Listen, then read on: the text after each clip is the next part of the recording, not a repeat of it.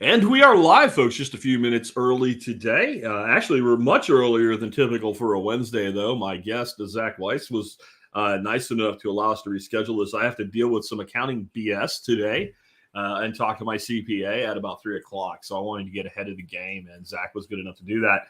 I'll have Zach on in just a moment. We're going to talk about restoring peace by restoring water. And when I say restoring water, I mean like entire watersheds. And it is one of the bigger problems in the world that nobody talks about because there's not a lot of grift to be accomplished with it. We have war-torn parts of the world that literally it's war-torn because people can't provide for themselves. And the number one reason people can't provide for themselves is water is life, and the water's not there. But it could be. If you go and you look at historical settlements, you can look, for instance, across what today is the Sahara Desert, and you can find that there are places that thousands of years ago had 600,000 people living in them. 600,000 people when there was no wheel, there were no what we think of as modern roads. How do you have 600,000 people living in the middle of a desert when you don't have modern transportation techniques and things like that? The answer, you don't. You simply don't, which means at one time these places were green. We can, you hear about greening the desert. We can regreen the world with the type of technology that Zach is employing. And here's the good news. It's not high technology. It actually is, but when I say that, I mean it's not high technology. There's no computer processors involved. It's not things that we need to invent. It's things we need to rediscover. We'll have him on in just a moment to talk about that. Before we do, let's go ahead and hear from our sponsors of the day. Sponsor of the day, number one today, is USABerkeyFilters.com. Water filter. Yeah, I know, but I didn't plan it that way. This came up in the rotation that way. But Jeff the Berkey guy Gleason has been supporting this show one way or another since 2010. That's 14 years in the world of podcasting. So if you need things, accessories, parts for your Berkey, or you want to step into owning a Berkey water filtration system, and you should, you want to get them at USABerkeyFilters.com from the original Berkey guy, not some random guy that started selling Berkeys at gun shows a couple weeks ago. Jeff's one of the leading resellers for Berkey in the world. That means if there's a problem, he can get it fixed. They also have some other really cool items for your prepping needs. Again, USABerkeyFilters.com. Next up today, K9 Academy. That's Joel Riles' website. Joel, of course, is also known for Fortress K9, where he trains protection dogs. And those can be very expensive because of the training that goes into them. How would you like to learn the same techniques that Joel uses to train his protection dogs? I know maybe you don't want a protection dog. Would you like your dog to not eat your chickens? Well, then you need core obedience. Would you like your dog to be a good gun dog and go hunting with you? Then you need core obedience. Would you like to be able to take your dog to places that are dog friendly, like Home Depot or certain restaurants, and not have them flip out? Well, then you need core obedience. And everything that you'll find at k9academy.us begins with core obedience. There's a lot of different courses you can take. I worked with Joel personally on this. He spent about half a week at my place putting together this program and how it's put together and marketed, etc. And there's all types of options for you. But check it out today, k9academy.us. And with that, I want to welcome our special guest, Zach Weiss. Zach, welcome to the Survival Podcast, man. Oh, great to have me here. Thanks for the setup. That was just so on point to the challenges that we face in this modern time. Yeah, man. I was telling you before we went live, I didn't even realize it was you when your app came in because I was like multitasking and just, this is interesting, pitched it over to Dorothy to book you. And yesterday when I picked this up, I told my audience this on X and other social media. It's probably the most important guy in permaculture and regen ag that you've not heard of. Because you're not as well known, I think, as you should be. And I think when people hear your story today and the impact you're having in the world, it is going to blow them away. And it also will help them understand what they could be doing in their own backyards. But as we get into that, we were also chatting, like the last time we saw each other was either at one of the Permaculture Voices classes or it was in Montana with Sep Holzer, where your kind of story working with Sep originated. That was an incredible project. And I think it lit a fire under you, but I think to even be there, you had to have already been aware of these things. So can you go back to like Zach does not practice permaculture. Zach does not do regen ag. Zach's doing whatever Zach did because I don't know what it was. And how you transitioned from that world as a young man or a professional or whatever you were into somebody that like was exposed to and concerned about these things. Yeah, it's really awesome to talk to you about this because that really was my genesis event in permaculture. Actually before that event, I didn't know permaculture. I had just heard about Sepp Holzer like 3 months before that event. Oh, wow. And so that was just the total eye-opening to this whole new world. I always loved nature, always loved being outside, and wanted to do something with that. I was pursuing like outdoor guide education, things like that. Eventually found this beautiful greenhouse ecosystem, geothermal, and also passive solar. Started a business building those, but it was always only the wealthiest could afford these. There are all these embedded materials, and the very best greenhouse lasts 100 years. I mean, if you have like old growth cypress and glass panes, and Yeah. so it just is this really expensive And you could build thing. a house for the square footage cost that you could build. Because I looked at doing a greenhouse with cypress. I'm like, no, I can't do it. It's a luxury item, really, when it comes down to it. And then that event in Montana, here was everything I dreamed of as a kid, just working with nature, having this beautiful place, getting all your needs from the landscape and interacting with it in this really incredible way, and doing something, not just talking about it, but, making big change in short order. And that just totally ignited me and set me on this journey of, okay, how do I learn how to do this? How do I absorb as much of this as I can? And really opened my eyes to, through school, I was studying ecology, and it was really interesting, reintroduction of wolves in Yellowstone and the cascade of that and all these different things we were learning, but we were never doing anything to make any kind of impact. We were just writing reports to hope that someone else read the report before they decided what was going to happen there. And so there was this agency to this kind of work that I immediately knew it's what I want to be doing. What amazed me about that project was when I looked back at the totality of how much change was made to that piece of land, was that there was almost nothing that was brought in from outside other than plants, right? And we didn't even need to do that. That just sped everything up, right? So the building material of this entire thing, which was multiple ponds, one huge dam, freaking kilometers of hugel mounds, giant wind blocks, and the land just transformed. We watched it from afar as it transformed, a couple of years into that. Was all done with dirt. That's what it comes down to. The main material, and it was the dirt that was already there. So yes, this big equipment came in. We had I think it was like a 25 ton variable flex excavator. There were some other machines. There was a Bobcat. I think you were running the Bobcat, if I remember right, or one of the machines. At one point. Yeah, but that was it. But that machinery, like, it's not like a farm where that machinery comes and then you have to have a payment on it for the next 25 years until it rusts into the field. Like, the machinery comes for a couple of weeks and it goes away. And that could have been done with human labor. That would have been a hell of a project to do with human labor. We would have needed more than we had. But it was just moving dirt. And it totally changed an entire ecosystem forever. Well, unless somebody goes in and purposely screws it up.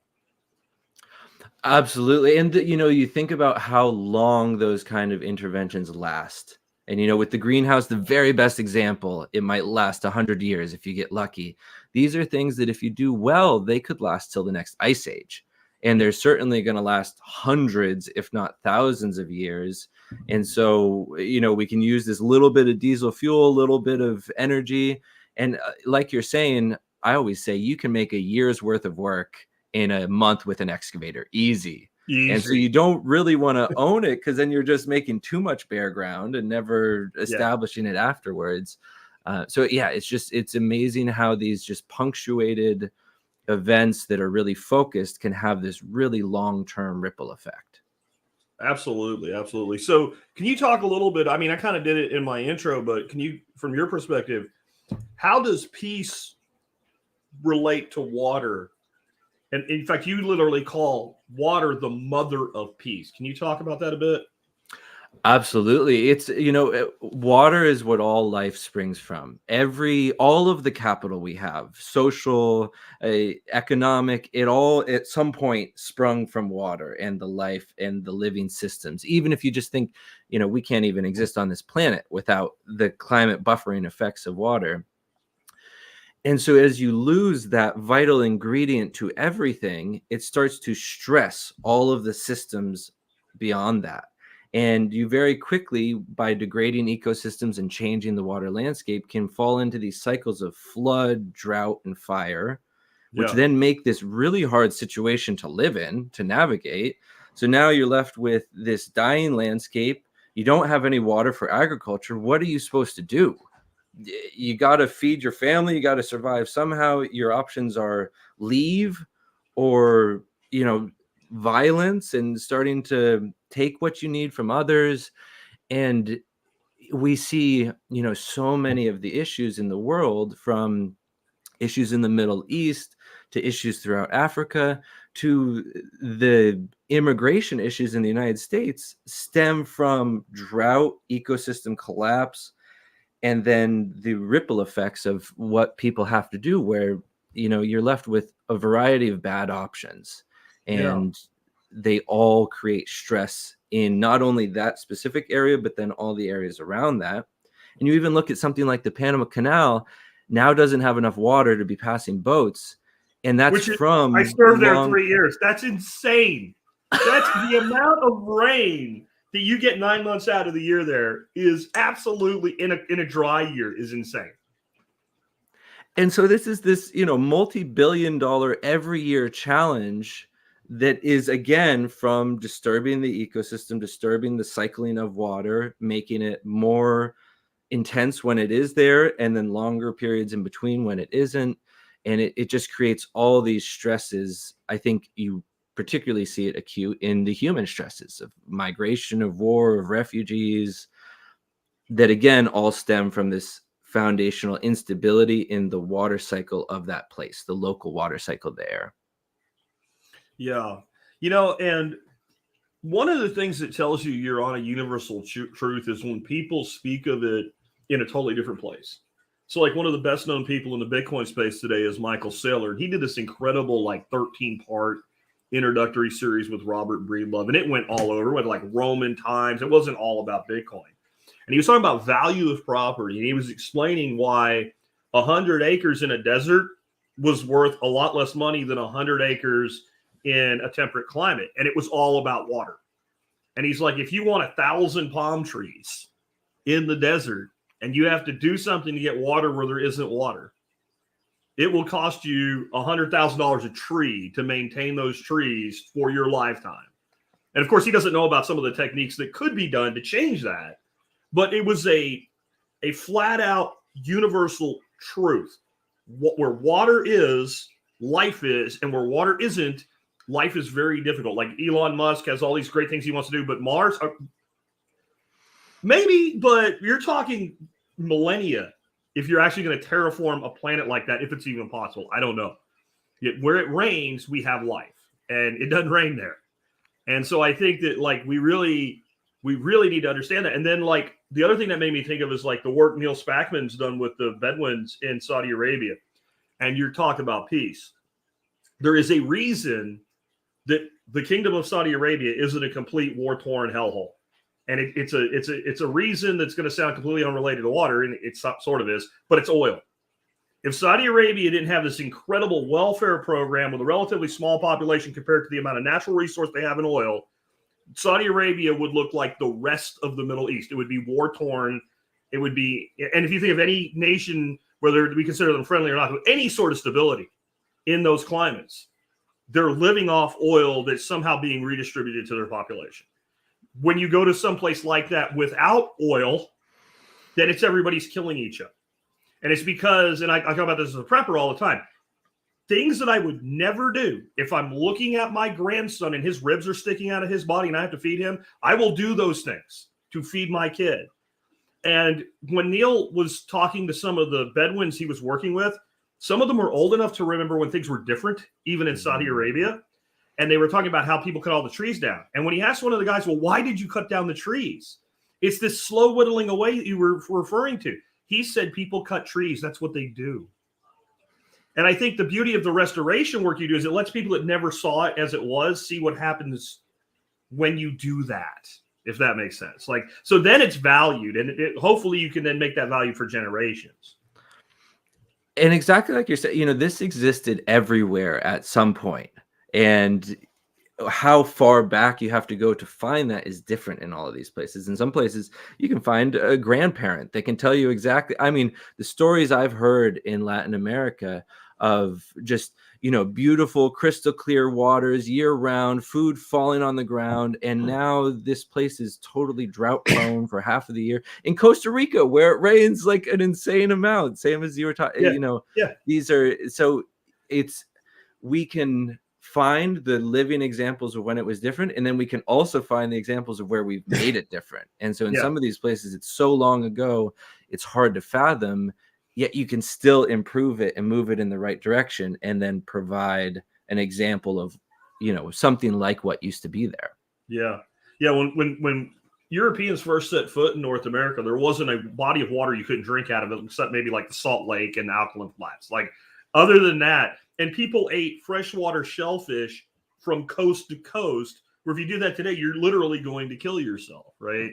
I think it was Wisconsin or Michigan or somebody just did a survey on their water, and no water in the state met the state standards for water quality, right? Like, I think I actually learned that from one of your videos. And that's for swimmable or fishable, yes, not drinkable, whereas it used to be all drinkable. Yeah. That must have been one of your videos I watched yesterday, because that was fresh in my head. Can you talk about some examples where people are actually doing this stuff?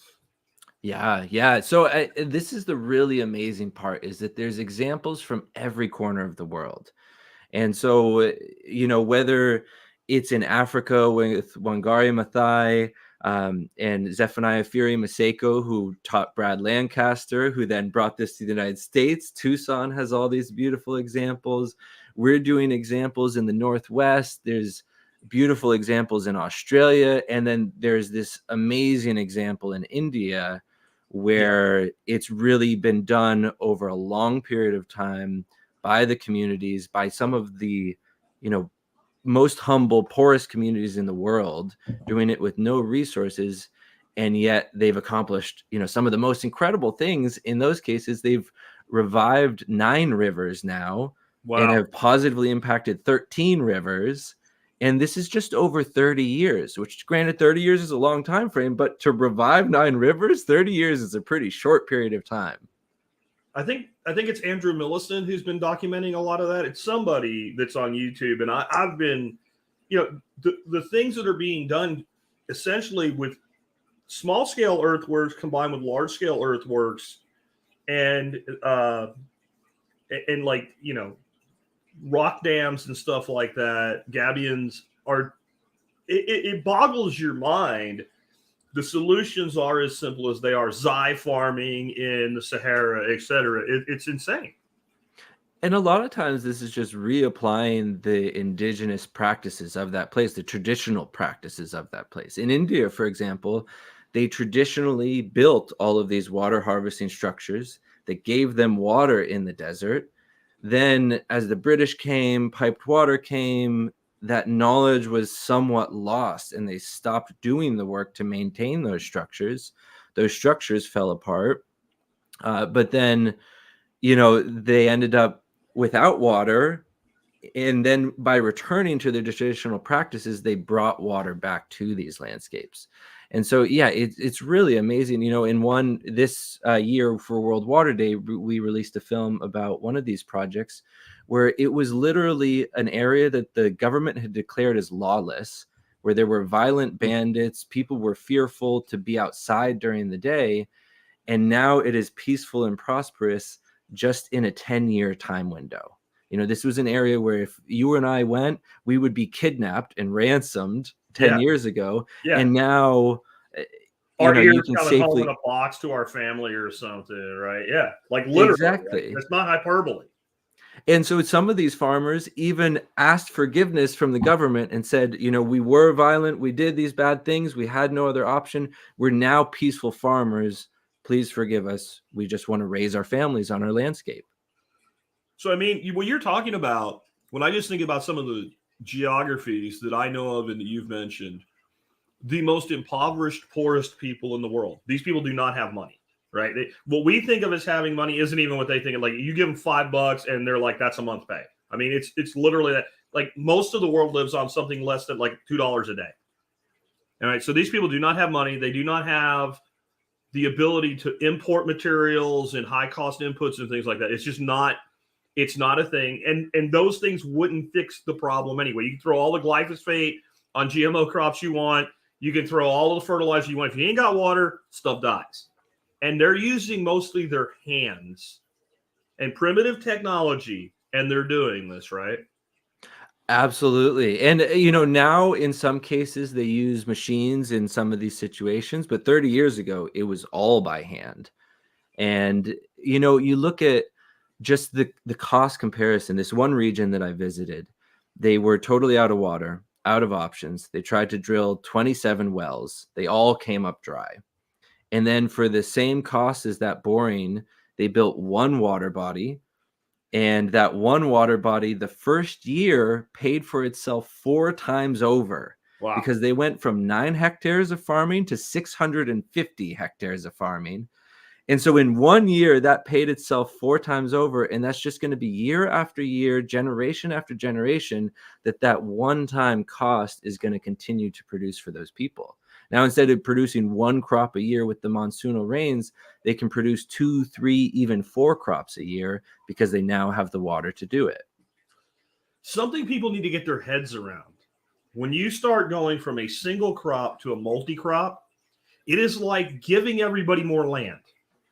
This is the Joel Salatin concept. I take 80 acres and I get the production of 320 acres by 4xing the productivity on how animals are pulsed through that system. It's the same thing when we take water and re-infiltrate it into the landscape. If I can crop 3 times a year versus 1, my little 2 acre by 1 hectare holding just tripled in its ability to provide for me and my family. So the person that's thinking, if I only had, let's say it's a 2 acre plot, if I only had 6 or 8 acres, I could take care of my family. Well, now they can. And you want to talk about something that brings peace to an area that's war torn, because most people don't want war. Politicians love war.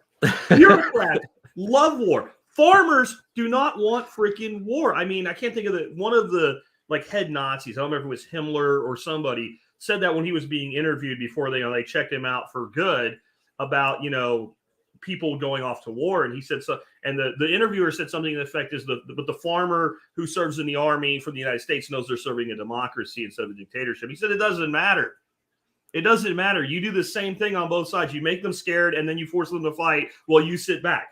Right. So the people that actually fight wars never actually want the wars. It's always the people moving the pieces around. And if you disrupt the ability to cause the angst, to cause the misery, to cause the suffering, then the warlords, whether they be local, low-level scum or high-level bureaucratic scum, can't manipulate the board the same way anymore. Exactly. And it really, it returns power to the people, ultimately. If you have what you need, you don't need anything from anyone else, and you can't be scared because you know you will be okay. And I think these projects really illustrate one of the concepts that I like, that it's not about how much water you receive, it's about how many times you use it before it leaves. And so these are places that get 9 inches of rainfall. They're not very much. And it's easy to say, well, we get so little rainfall here, we can't do this kind of thing. But it's not about how much you get. It's about how do you treat every raindrop that you do get? Do you use it 5 times? Does it cycle in that ecosystem again and again? Do the plants transpire and then does it recondense? That's way different than does it just hit the ground, run away towards the ocean. Yeah. Those are 2 totally different outcomes on that landscape. And a lot of these coastal areas, like the drought is literally self-propagating. So there's so much intense heat that when moisture tries to come in off the ocean, it can't. It's shut down.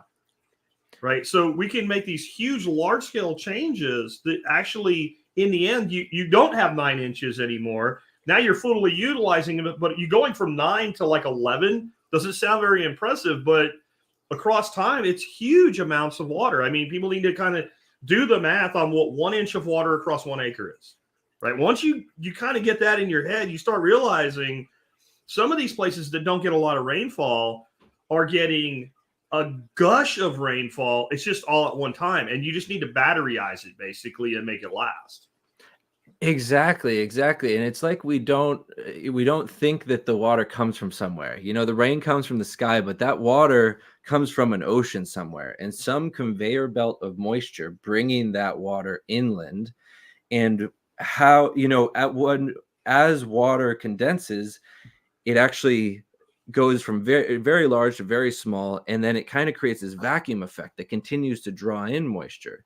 Similarly, when trees transpire, creates more low moisture, low pressure, high moisture, low pressure that enables more inflow.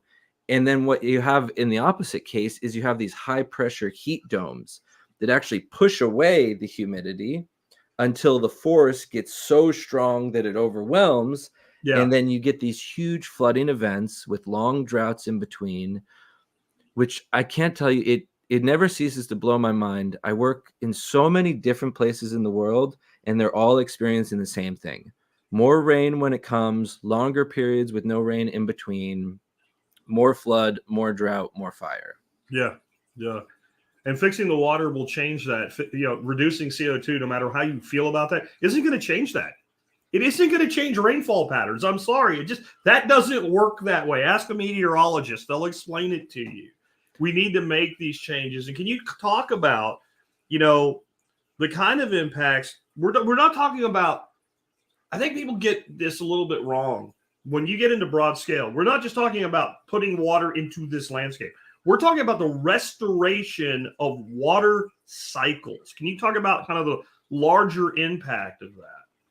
Yeah. I mean, that's the really incredible part about this is it scales down to a local area, but it also scales up in this really amazing way where we can move heat from the Earth's surface up into the atmosphere through the biological processes of plants. So they're transpiring, that water is absorbing a bunch of heat right at the surface, going up into the atmosphere. Then if it condenses into clouds, which is another process driven a lot by biology, these hygroscopic microorganisms produced in the trees, now it releases that energy up there. And so not only do we get more rains and we get more reflection of heat, but we also are moving that heat away from the Earth into the upper atmosphere. And then we just had a webinar with Thies Vanderhoven of the Weather Makers, and it was really interesting, building also on the work of Milan in Spain, how you actually start to change the flow of moist air in those areas, and you can bring the gradients to not be extreme so that you get softer, more frequent rainstorms instead of stronger, more intense rainstorms, and also less occurrence of hail and these different extreme events. And so, for example, in India, they reduced the local temperature 2 degrees by doing this work. So they have, in their local area, they've already offset the current anticipated warming just by working with water. And so that, to me, this water issue has this agency that just like cuts through everything, where we can make a real impact, and we can see that impact in our lifetime, where after the first rainy season, you can see, oh, I created this water body. Now I have this water, and now I have this green. And it turns out this is actually cooler in the summer and more balanced as well. And so it really enables people to replicate it because we can immediately see the results so quickly. Yeah, definitely.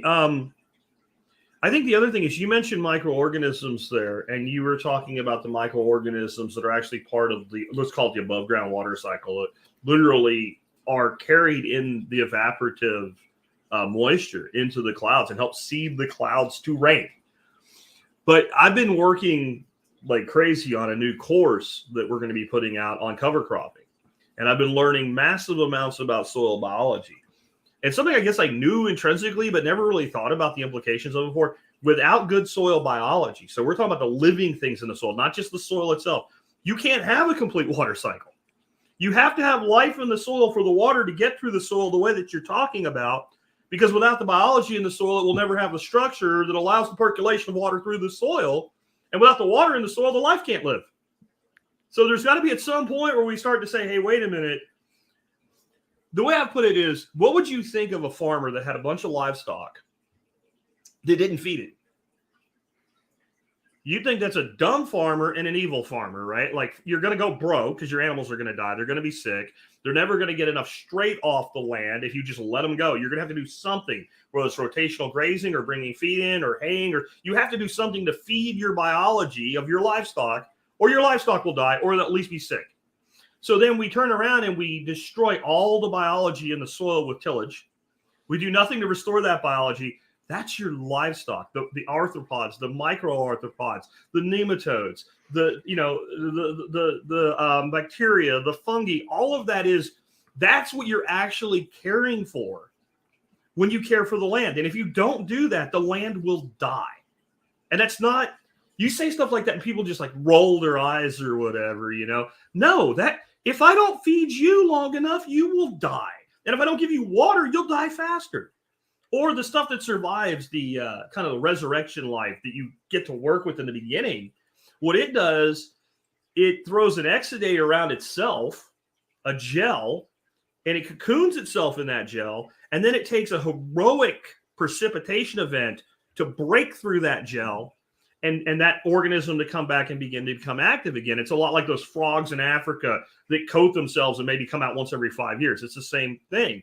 And that's why people will have, a good rain event, half an inch, 3/4 of an inch. They go outside, everything's puddled, but you kick the dirt and this deep, it's bone dry. It looks like talcum powder, a 1/4 inch under the soil. Exactly. And the scary and hopeful part of this is that they're each feedback loops. The more water that goes into the ground, the more life that you have. The more easily water goes into the ground, the more water there is in the atmosphere coming down to go into the ground.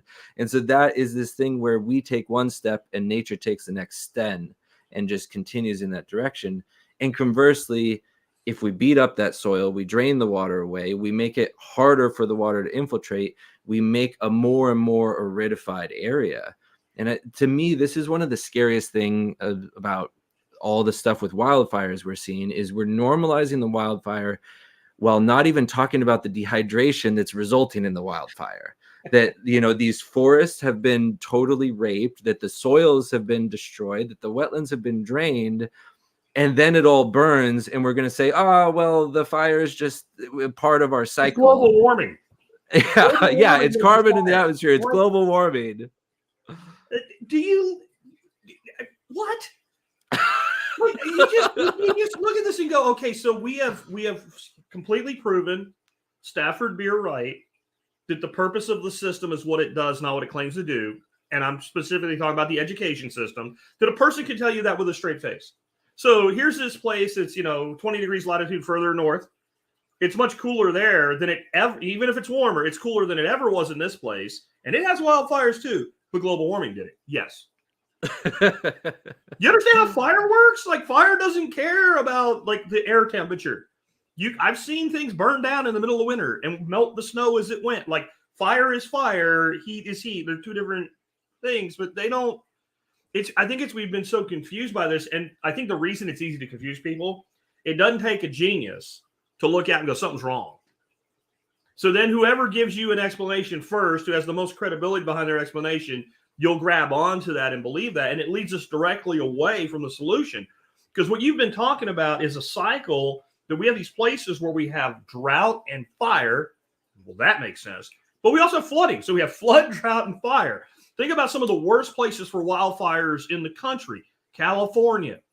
We have flooding and we have mudslides. And a little later in the year, we have widespread fire that burns down everybody's house.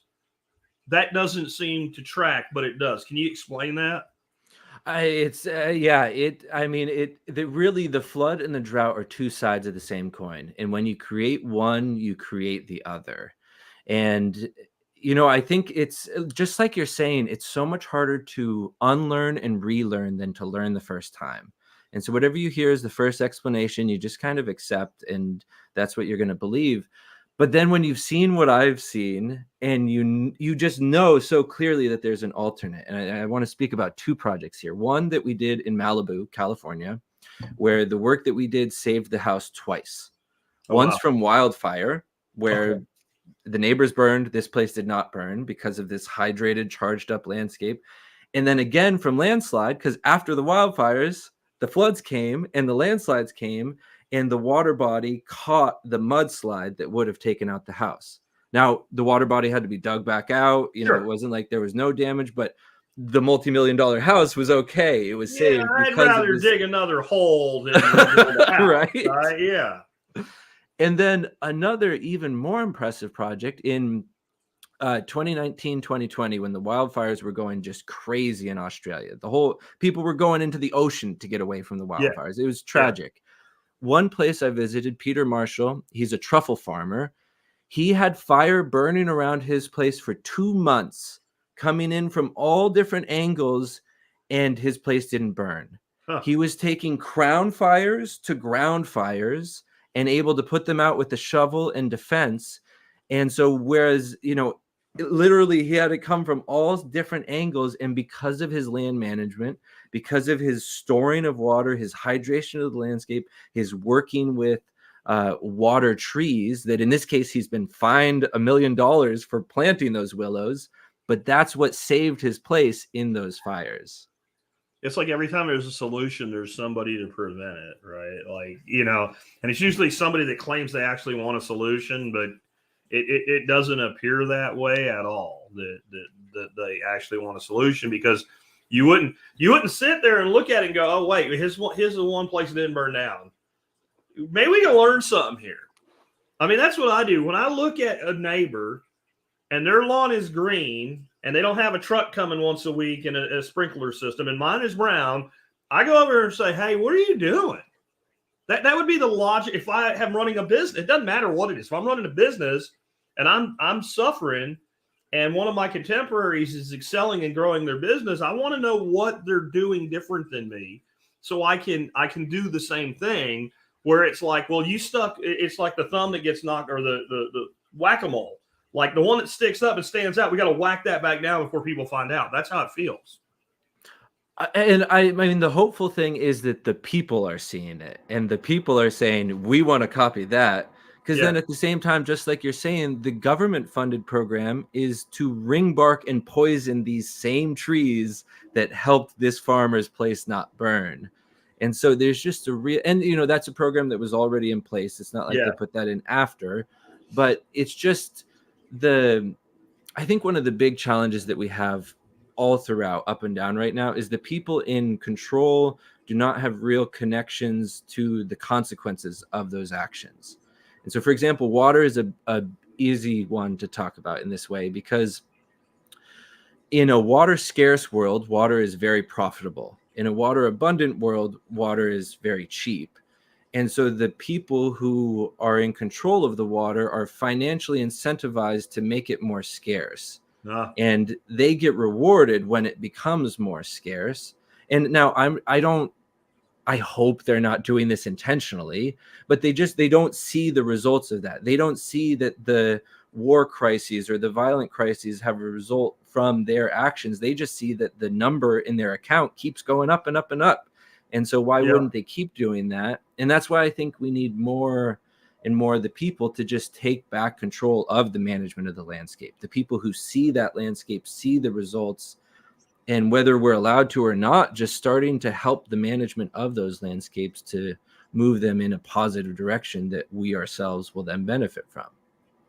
It takes a special person to have something that's working well for them, no matter how bad it is for everybody else, to be able to see beyond that and say, we need to change, even though it's going to cost me. I got a dude who lives down the road from me a bit.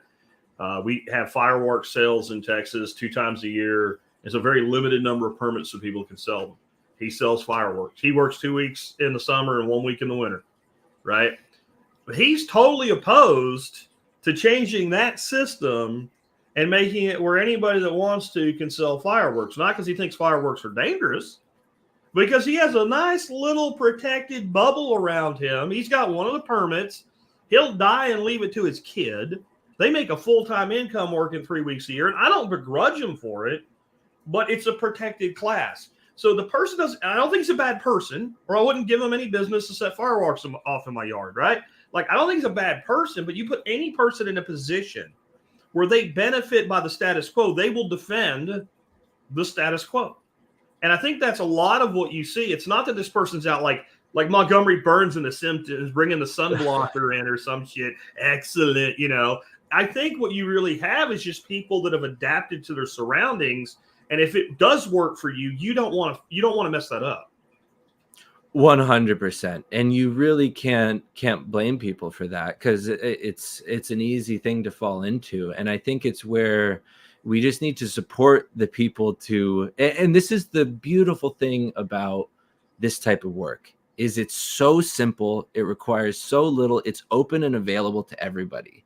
There's no patents preventing you from doing this. There's no trademarks. This is no patent on a hole or a ditch yet, right? Like Exactly. And so this is something that every person can do to improve their own standing, and it is going to improve their neighbors as well, and the environment that we have as a whole. But they're also going to see the direct result from those actions, which again just helps more and more people do it. We have this really common occurrence where we'll go in and do a project in one area, and then we'll go back and do a project for the neighbors, and then we'll go back and do a project for their friends. So as soon as people see it, they realize that it's something they want. So we've kind of beat up on governments, and they deserve it. But I know you're actually working on a project with the Department of Defense. I want to hear about that. I'm starting to see more and more, even the authority bodies going, guys, we got to do, like NRCS, probably the most benevolent federal organization in the country. We have renegades coming right out, like Ray Oculeta, who are teaching farmers to make these changes. So what's going on with DOD? Because that I don't really love those guys, but that's encouraging to even hear. It's incredibly encouraging, and I think one of the really big lessons that I've taken from this is there are really great people all throughout the system. It's easy to beat up on the system and say, "Oh, the government sucks." We love it. It's our favorite pastime as human beings, I think. Yeah. But there's always really good people within those systems, and they have their own constraints and challenges, but they also want to do good work. And so in this case, even people like the Department of Defense, the Department of Navy and Marine Corps are seeing on their bases real water challenges.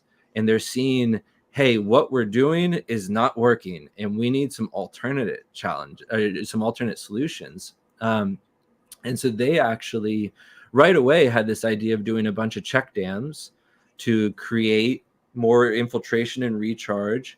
And I think this is one of the big things that I've seen is there's so much interest in this kind of work, and there's so little practical experience. And so, for example, going there and seeing what they were going to do, frankly, it was going to be a real catastrophe. There were some real big type 1 errors in what the engineers, and the rub is that you kind of have these people that are saying, let's do nature-based solutions and let's figure out nature's solutions to these challenges that we have. And then there's the, conventional engineers that are saying, okay, I'll try and put a green coating on this engineering solution and present it as a nature-based solution. But what was really amazing is, they had a team of us out to review their plan. And when they realized that it wasn't going to work, they said, okay, let's change this plan. Let's adapt. Let's do, because they really believe in doing the right thing for the good reasons. And so, I don't know how much detail I'm allowed to go into with some of these projects. But they, they basically want to do over the next 10 years, 500,000 acres of decentralized water retention, of stormwater harvesting, of recharge of landscapes.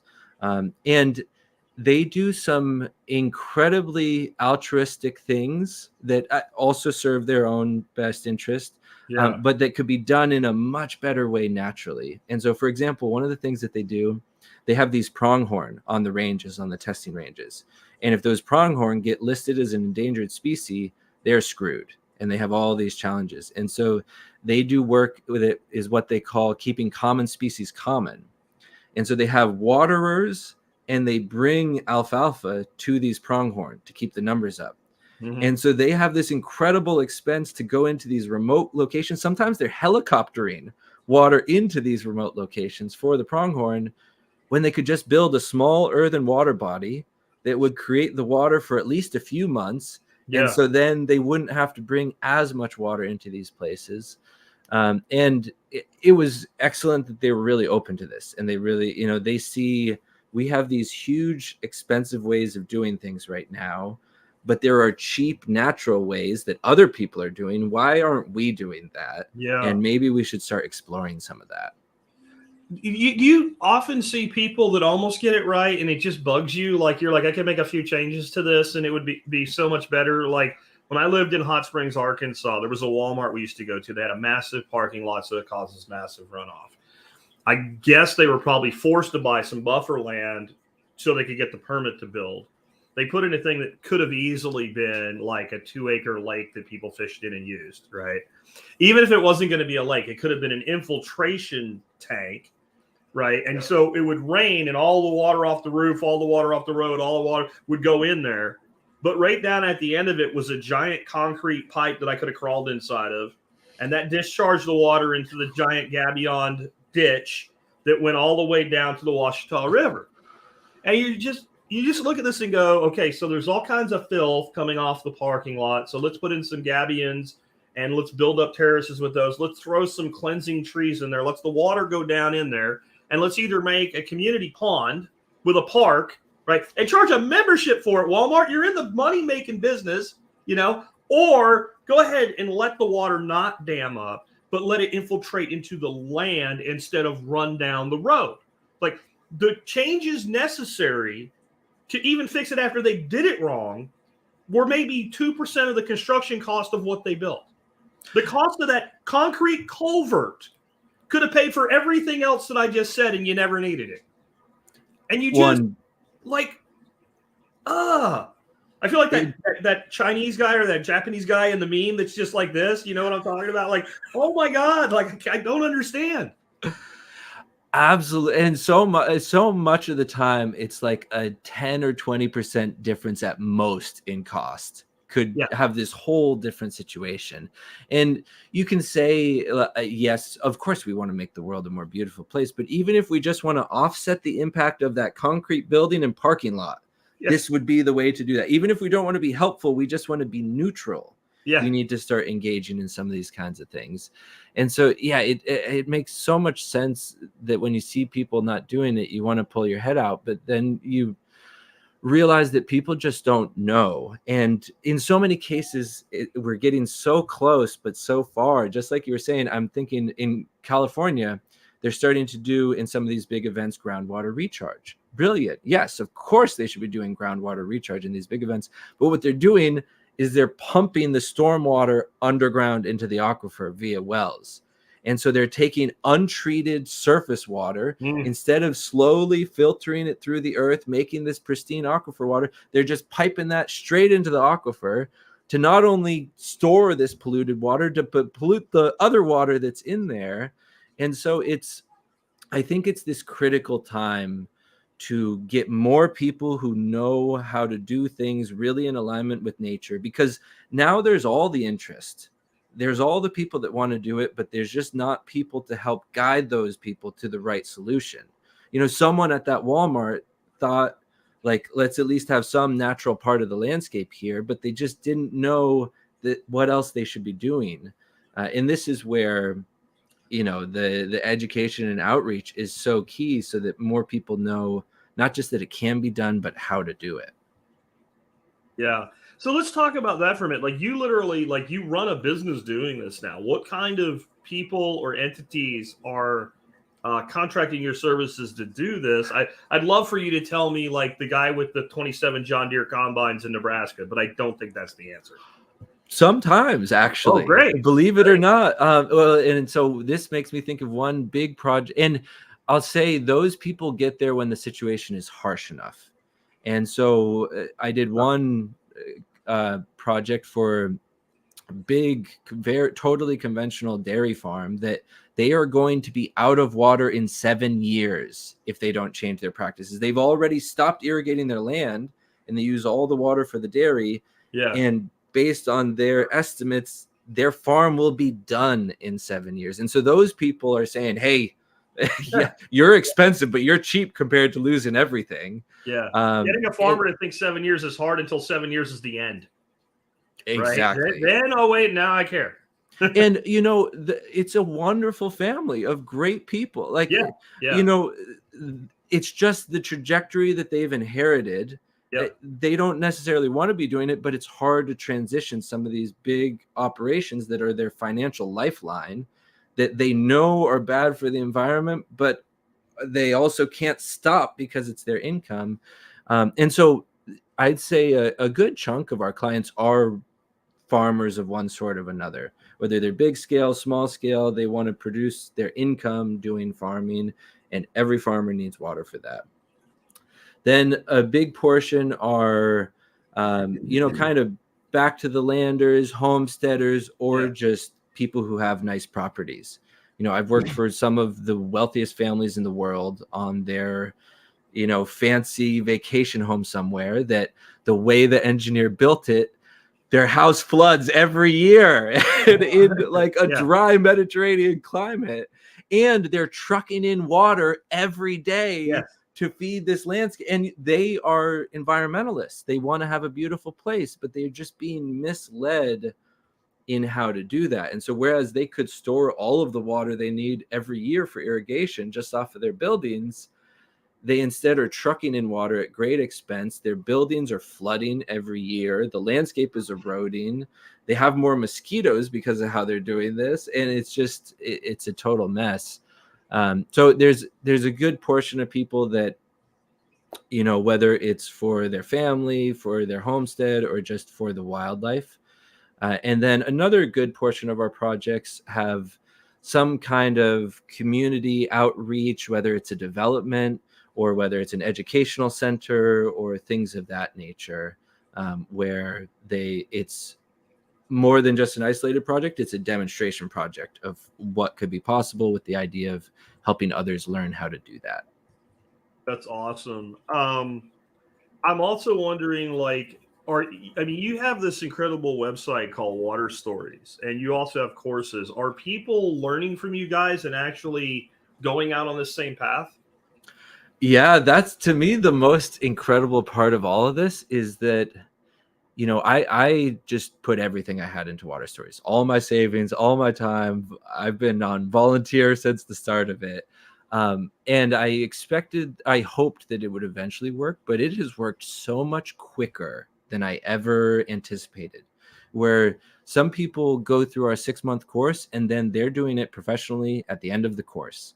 Other people that have been struggling for years to make the transition to full-time make that transition by the end of the course and never even finish the course because they get so busy with the work. And then a lot of people are doing it on their own landscapes as well. And so we've had probably about 200 students before this round go through the course in total. And I'd say of those, I think about somewhere between 20 and 40 are now operating their own business, doing this full time. Another probably 50 to 100 are doing this on their landscape. And then another good portion are people who are kind of more retirement age and moving into this advocacy role to help others in their region understand what's possible. So it has just blown away even my highest expectations as far as your working in field number is blowing away the average college university today for degrees and working in field, right? Like people have degrees in, you know, programming or whatever, and they're schlepping coffee. Totally. And, people look from the outside and look at our course and say, oh, that's so expensive. But we compare it to a college degree and think it is insanely cheap because it's going to give you the real business skills, the real know-how, a real marketable skill in the world that's only becoming more and more important every year in a fraction the time for a fraction the cost with no debt left behind after it, so that you can actually move into doing this as a business, not just learn about it and then end up, as a coffee barista. Yeah. I'm sorry, it's true. I mean, I just did a show this week about how bad the education system is, and it's the truth. It really is. Can you talk about some simple things people can do at home? And can you also kind of address this for me? I've seen some amazing, like small scale backyard urban permaculture things. And I've seen a lot done with water harvesting that really helps that piece of land. But without significant catchment, you kind of are this little island where, like, some of the things I'm doing even here, as rough as this place, this is all white limestone underlay, and there's no deep roots because roots don't grow in limestone, especially slab limestone. But even with 3 acres and some of the things I'm doing, I'm literally watching green crawl across the fence into the neighbor's land.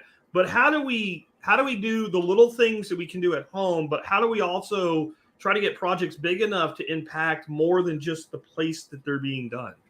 A really good question. Like, to put that in, to give you more perspective on it, I looked at some of the stuff that Jeff Lawton did on his last trip, and he was in like all these places in the Middle East. And like he was showing this one place with all this water flowing through, and it was amazingly gorgeous. And they get like 2 inches of rain a year. But way up on the mountains, there's this giant porous rock structure that captures the mist off the ocean and puts the water in the ground. So this place is, 1,000 acres, but it has 800,000 acres of catchment of mist, right? So some of those are hard to balance with how do we make these broad impacts working on smaller property. Yeah. And, I think the crux of that is understanding where you are within the landscape as a whole, because we each have our little pieces, but they're also each within a larger whole. And what you might do down in the floodplain area is going to be totally different than what you might do at the base of a mountain or higher up in the foothills or all the different areas that you are. And you're raising this really important point that the water moving through our land is not necessarily just the water hitting that land. It could be, and it might be, but there might also be other water moving through this land that we can help safeguard and harvest and store and steward before it continues down. And so in a lot of cases, in these smaller landscapes, you actually have access to big water flows or significant water flows that you can capture and store in that landscape. And, I think a pond is the one that everyone knows, but an infiltration basin is just as important for that watershed. And so creating even a leaky pond that helps catch, store, and infiltrate some of that water. These projects in India, one of the things that blew my mind is with SEP, we're always looking for impermeable layers to tie into. Mm-hmm. They're looking for vertically fractured geology that leaks faster than everything else to build the water bodies to recharge the ground more quickly. Correct. And Jeff so was saying when you do a dam like that, you should stick your head under it after you're done, after it fills up, and it should sound like a giant sucking with a straw as that water is permeating into the landscape. Exactly. And so you really want to understand, wherever you are, where are you within the broader landscape? And that's going to inform what makes sense to do in your area, and also what projects might be available to you after or outside of that. So many times the property lines don't really make sense with the water lines. And so there might be things that are partially on the neighbor's land or in some shared land. And in many cases, these water flows have kind of been the forgotten hinterlands of the place, where it's too hard to get in with the tractor and mow, so you just leave it alone. But those are the really nice places to make an intervention to help store and recharge and rehydrate that landscape, and doesn't interfere with anything else you're doing as well. So really understanding where the water flows on your land are, whether it's just the water coming off of your roof and you dealing with that on your property before it leaves, or the driveway, or whether you have, you're within this larger catchment area, and then you want to account for that whole catchment area and how you might work with it. Because there's so many places that are like just around me that I'm like little things. There's a nature center we're members of, and they try really hard, but what trying does sometimes. And like they have this one place, and it's all caliche, and it's got a big giant rut running through it. It's a steep hill, and nothing grows on it. And so what they did is they put like temporary fencing all around it so nobody walks on it, because that'll fix it, right? So I'm talking to this girl, and I'm like, so when do you think that's going to get better? She goes, well, when we get enough rain. I said, so what happens every time it rains? Well, it runs down that rut. And I said, what happens to the rut? Well, the rut gets bigger. I said, so when do you think it's going to get better? And she went back to when it rains. I'm like, so we're in a circle. We're in a circle here. So do you know what a gabion is? She doesn't know what a gabion is, right? And so I get my phone and I pull up pictures of gabions. I'm saying, you see these? These are really cheap. You have lots of rocks right there. All you need is this cage. If you put like 10 of those down this whole thing and created check dams in, and I explained what a check dam was, like, don't you think that might actually start accumulating all of this runoff and actually repairing the damage, and then maybe something will grow there? And she kind of goes, well, that would probably work, but I don't think we would do that. Hey, there's a point where you just do a Sheldon Cooper and walk away. Like, you just like, I can't, like, so you even understood what I said, but because it's different, you won't. So there is this, and this is where I'm going with this. There's this mindset, if we want things repaired, don't touch them, right? And I think that before they were broken, not necessarily terrible advice, but once you've broken a thing, right? Like imagine that you break your leg and you go to the doctor and it says, just leave it alone. It'll fix itself. Well, I don't want my leg to look like this, please. Like I want it set. I want to do the things necessary to fix it back the way that it was or better, right? Maybe put some titanium in there or something, right? Don't just leave it alone. And I think there is this, leave no footprints mindset and all. If we're talking about pristine wilderness, yeah, okay, I got you. But we have screwed so many places up. The hand that did the screw up needs to be the hand that does the repair, I think. Maybe not the same individual, though, because that's another problem. We let people that screw stuff up tell us how to fix it. If you knew what you were doing, you would have screwed it up. 100%. And, we're to this point where we don't even know what real forests are anymore. We see these tree fields that might as well be fields of corn, where it's a monoculture, it's tightly packed, it's the same age, same everything. And that's not at all what a real forest looks like. And so it scares me that we're losing that, with this shifting baseline, we're losing our understanding of what a healthy landscape is. And I think and this is pervasive throughout, all conservation, environmental endeavors. I think we've misapplied what we've seen from forests in humid areas, where if you clear the forest and then you leave it alone, the forest comes back. That does not happen with the water aspects of the landscape. When you ditch a landscape and drain a wetland, that never returns to a wetland until you undo that ditch. And so I think we're in this idea where, you just leave it alone and it returns. And yeah, to a forested area that you haven't totally screwed, it will do that. But in these water flows, if you've drain tiled the landscape, dredged the waterways, tilled the ground, denuded it from all life, that's never going to fix itself without us doing something. That wetland that's been drained will never return without us helping it return. Yeah. Nick Ferguson and I were on a project one time together, like a teaching project. And when we got done with this area that had a significant disturbance, we went in and we put down some seeds, some ryegrass and some stuff like that, just to give it a start. And there were some, like, just call them uber hippie, permaculture-ish, mud hippie level. Like, they didn't like that because we were using an input and we should work with nature. And what Nick turned around and said is, if you want to work with nature, you must give nature something to work with.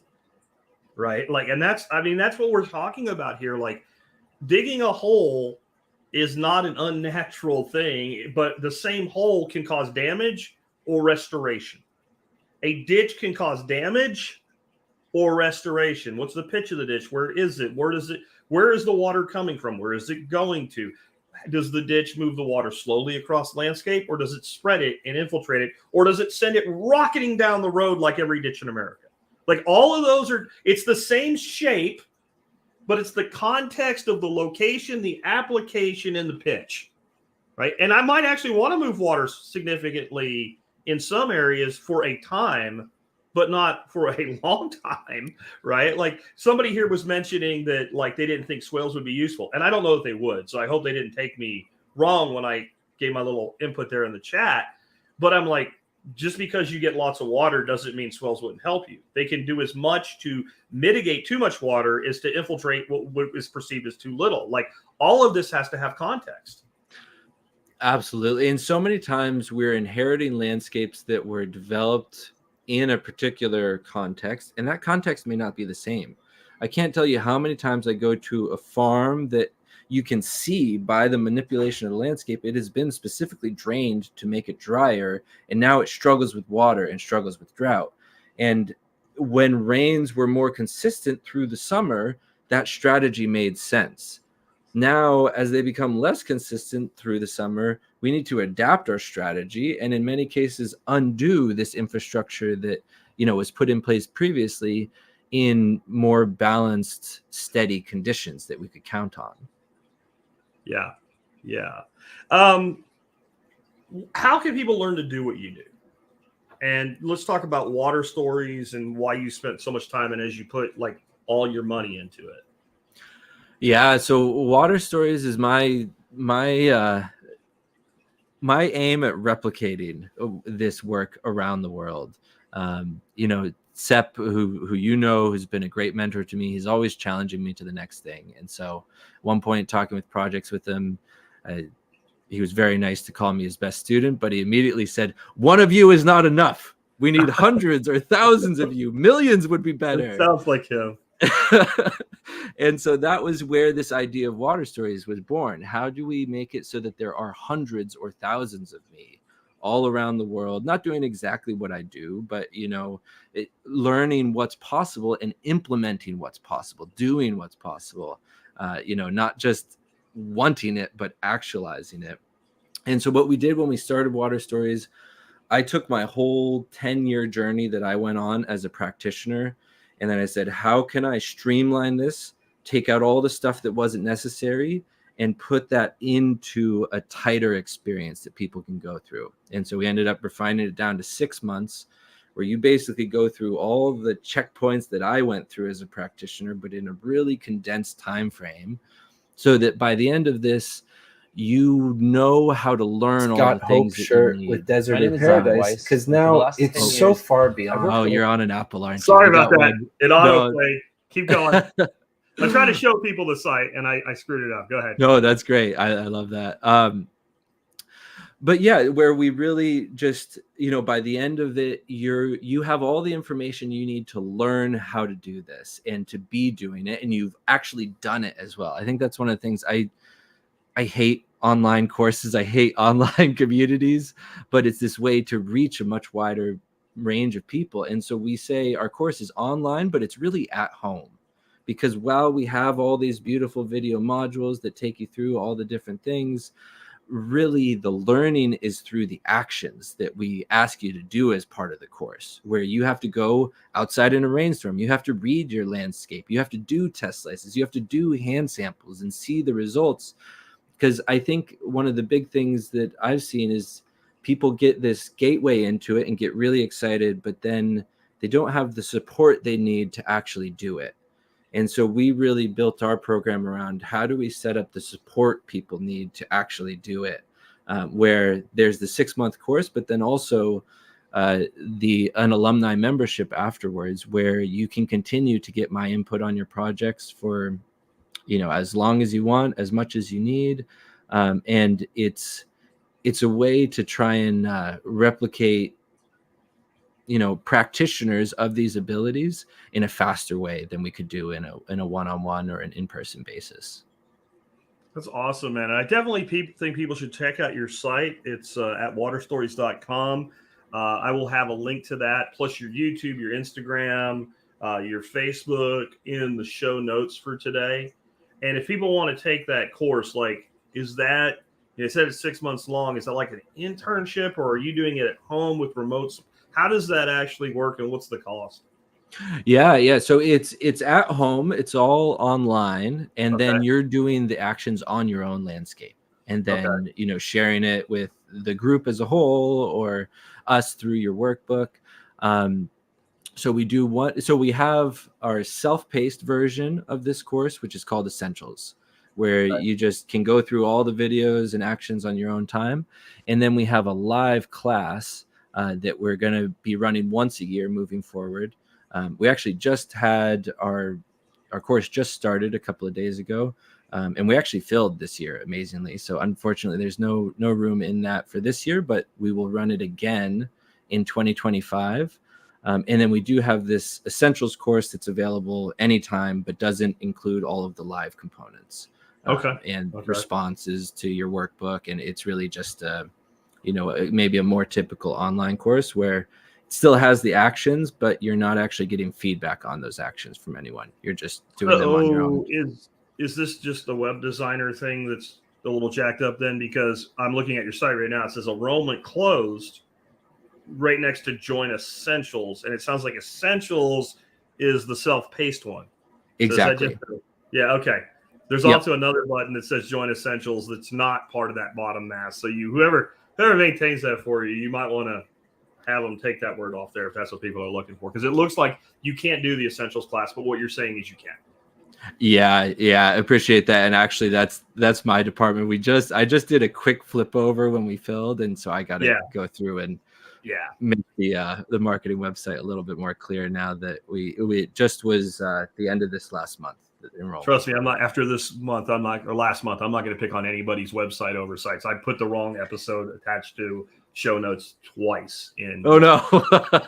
yeah. Like, you get a text from somebody, hey man, the episode attached to today's stuff is from Friday and it's Monday. And you're like, oh damn. And it's a mess to fix that because it's propagated out. And also, I ain't picking. I just want to be clear that, like, if people want to take the self-paced course, they can go sign up for that and start that today. Yep, absolutely. And also I'll say, we have tried to make a wealth of content all available for free. So in our stories section, like you were showing, and also we have a Mighty Network community where it's now, I think, almost 6,000 people from all around the world engaged in this type of work. So even if you're not ready to commit to a course now, we have lots of offerings for free where, we have a ton of awesome content. I spent doing some other work, kind of multitasking, about 3 hours yesterday reviewing a lot of your videos and stuff. It's awesome. It's just awesome. Thank you. And people, you guys need to get over there, check out the site, and at least start watching the videos and learning more about this, because this is how we do all the things that people say they want to do, right? If you fix water, you fix so many other problems. And maybe you could end with some thoughts on that. Like, what problems can we fix by fixing the water cycle? Oh, I would almost have to flip that back and say, what problems can't we fix by fixing the water cycle? And there are some, but I think Sepp says it really best when life is 70% water. Our planet is roughly 70% water, and the work of restoring landscapes is 70% water. If you get the water household working, you're going to have lush vegetation. It's just a matter of what kind of vegetation you have and what do you want to select at that point. If you don't get the water right, even with all the plants in the world, you're just fighting this uphill climb that's harder than it should be. Correct. So I think if people watch nothing other than the 3 water cycle animations, the healthy water cycle, the watershed death spiral, and the revived water cycle, you'll see pretty clearly these things mirrored in your own landscape, and that there are really clear solutions.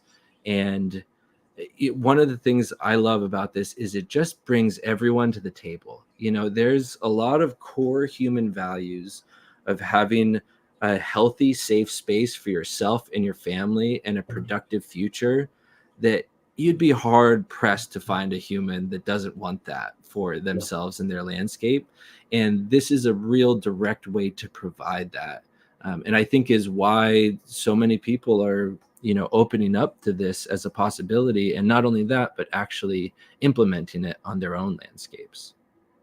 Well, Zach, this has been a fantastic episode. Thank you so much for being here with us today.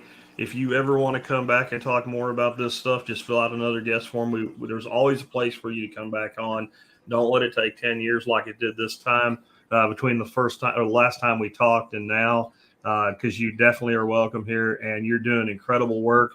The website, again, waterstories.com, folks. You should go there, bookmark it, do whatever you do, share it with your friends. Check out the show notes for episode 3473. If you're watching the video, right down there in the video notes, there's a link to get on over there. If we're still live and you click it, it won't work because we're not done yet. But otherwise, all of the resources that we talked about today will be there. Again, Zach, thanks for being with us today. Thanks for having me, Jack. I love your podcast, listen to it all the time, and love the community that you cultivated of doers, because, one of my favorite quotes is, knowing is not enough, we must apply. Willing is not enough, we must do. And I think we're at this point where, we know the solutions. We all want the solutions. Let's just get down to work and start doing them. Awesome, Zach. Well, thank you. Thank you, Jack. Well, guys, real quick, as I wrap up today, I think that was a fantastic show. Really hope Zach will be back to talk to us more about the work that he's doing. Definitely check out his website. And all of the free videos alone are more than worth the price of admission, given it's a zero. And it's definitely worth supporting the work he's doing and learning from him as well. On that, before we go real quick here, let me just remind you guys, you can help support the work that I do and the show by doing your online shopping, starting at tspaz.com, TSPAZ, tspaz.com, where you can find all my reviews of products from Vivor and that are available on Amazon. Today is a product that Vivor actually gave me. I always disclose that if I've been given the product. It's a galvanized poultry feeder, holds 50 pounds of feed. There's not a lot to say about it. It's hard to mess that up. It's a box with a hopper and a chute that the birds eat out of. But they're about $50. It'll last a long time. What it will do is pay for itself, because you can feed your birds. Like, that'll feed my birds for a week. Like, one bag a week pretty much feeds my birds. And I'm going to say, they say it's 50 pounds. It's more like 45. It doesn't quite all fit in there, but it'll feed my birds for about a full week. So there's a labor savings. And then, since they're not throwing it on the ground or it ain't getting rained on, you have a loss that you're capping and not paying for food that's wasted. And so I think it's one of those things that pays for itself, does a really good job at what it does. Many of you probably already have a solution, so don't worry about it. But if you have a backyard flock and you want to make your life a little bit easier and waste less feed, check this thing out. They're pretty awesome. There's some other options that they have available. I wanted to chat about this real quick with you, because I try to make these items of the day useful to people, even if they're not going to buy them. And so one of the feeders they have is like a trundle feeder that they call a rat-proof feeder, basically. So the bird steps on it and it opens a little door and they can eat. When they step off, the door closes. And a rat, being built different than a bird, he steps on there. Either he's not big enough or he can't really eat and work the door. Well, that works really good. And they're great to keep rats from stealing your feed. You know what hates them? Ducks. When a duck steps on that thing and it opens up, they freak out and run away. Ask me how I know. So ducks and geese, it ain't that it won't work for them. It's that they don't like it. So if you have chickens only, you can consider that design of a feeder. They also have some that are more of a freestanding feeder. This one kind of hangs up on a wall, or I did mine on a pole. Another little tip for you, I never feed my birds near their coop. I feed my birds out in kind of an open area. Same thing, rats. If a rat goes across that field between the dogs and the cats, that rat is dead. So I don't want to propagate rats. So that's just something to think about with the location of your feeder. And then real quick, I wanted to just put this up on the screen for you today. This was my item of the day yesterday. It's just a simple cutting board. I've recommended this cutting board for 5 years now. It's always one of my top selling items. Guess what? It's currently out of stock. That's the TSP effect. We ran it as an item of the day yesterday because it was on sale. It was the first time I saw it on sale in 4 years. And I had a feeling that this was a vendor that doesn't usually discount things. Maybe they decided they were out of this business and they were liquidating it. Well, it's sold out. I sold over 30 of them yesterday. They are gone. And it has that notice where they say we don't know when or if it's coming back. It may not be coming back. I'm going to probably have to find a replacement product for that one because so many of y'all have bought it and loved it. And it's kind of the best deal. There's other boards that are similar, but they're not the same. I put a lot of research into everything that I recommend to you guys. If I wouldn't buy it myself, I do not recommend it to you. And my pitch on you for this is please consider getting on the Telegram channel. This is another example of it's kind of your last chance to get one of these, but I also get a lot of price alerts and stuff like that. A lot of times things go on short-term specials, and by the time the episode comes out for the day and you listen to it the next day, it's gone. So if you want to make sure you never miss anything from me, whether it's a deal or an announcement or whatever, the number one way to do that is the Telegram channel. And if you do that, because you get it in real time, the difference with the Daily Mail, and that's good too, but it goes out at the end of the day after everything is done. So things that happen in the morning, you might not know about for 5 or 6 hours. And that might not seem like a big deal until it was a smoking deal on something you wanted and it's over and gone or it's sold out. So just a thought on that. Definitely subscribe to the Daily Mail. Do that online shopping at T-Spaz and consider becoming a member. Check out Home Food Systems for our courses. Check out our guest site again today, waterstories.com. I promise you can spend a couple of days there just taking in some amazing video. Take care, guys, and I will catch you tomorrow with an expert counsel show for the week.